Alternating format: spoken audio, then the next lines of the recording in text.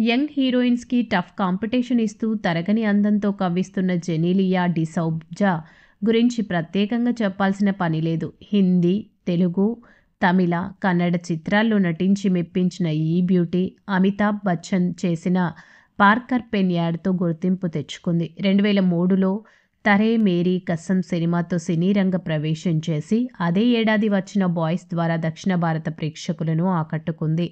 తెలుగులో 'సత్యం', 'సై', 'బొమ్మరిల్లు', 'ఢీ', 'రెడీ', 'కథ' వంటి సినిమాలతో ప్రేక్షకుల హృదయాల్లో నిలిచిపోయింది. ముఖ్యంగా 'బొమ్మరిల్లు'లో గీత పాత్రకు ఫిలింఫేర్ ఉత్తమ నటి అవార్డు దక్కించుకుంది. అలాగే హిందీలో 'మస్తీ', 'జానే తూ యా జానేనా', తమిళం 'సంతోష్ సుబ్రమణియం' సినిమాలతో మంచి విజయాలు అందుకుంది.